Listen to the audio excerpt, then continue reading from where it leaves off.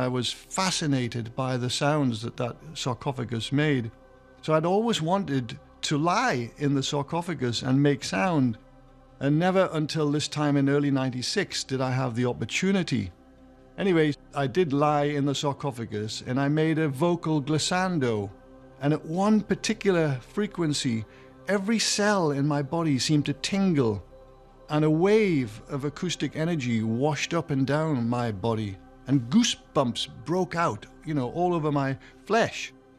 And it really got my attention, and I thought, wow, having at that point in my career spent almost 30 years studying sound in various acoustics environments, I'd never come across anything quite like this.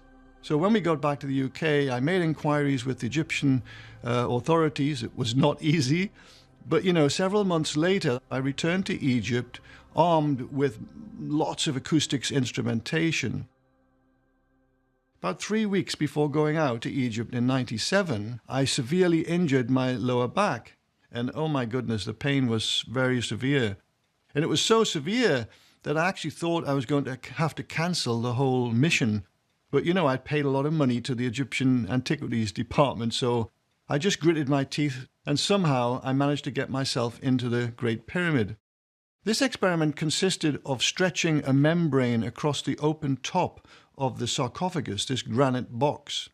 And in the bottom of the granite box, this time, I had a small loudspeaker. Sprinkling sand onto the membrane itself would create the cymatics experiment that I wanted to conduct. Cymatics is the science of sound made visible. We switched on the electronic oscillator and expected to see a series of geometric patterns. Up to that point in my career, that's all I'd ever seen, just simple geometric patterns. What happened was that a whole series of ancient Egyptian hieroglyphs began to emerge in the sand. I actually had no idea, I had no expectation of seeing ancient Egyptian hieroglyphs on this membrane, right?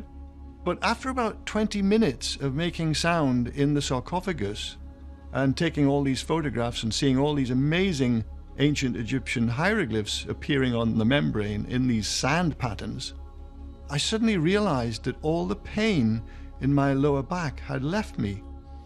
Well, in that moment, the thought that went through my mind was, I know what this is. This is endorphins. These are endorphins, flowing in my bloodstream.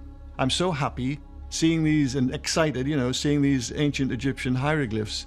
And I thought, well, when I get back out of the pyramid and get back to the hotel, the pain will come back. But the pain never did come back. So that really got my attention. I thought, this is extraordinary. How could the pain just suddenly vanish? Remembering that I'd been in severe pain for up to 3 weeks before going out to Egypt. The other thing, of course, was that the cymatics experiment was phenomenally successful. Seeing ancient Egyptian hieroglyphs appear in sand on a membrane in the king's chamber. I mean, who would have thought it? I certainly didn't expect that at all. This seemed to be designed. This didn't seem to me to be happenstance. I thought that somehow, for some reason, the ancient Egyptians had decided to create this effect. What we're realizing now as cosmologists and as scientists across many fields of research is coming to stand alongside these ancient spiritual understandings.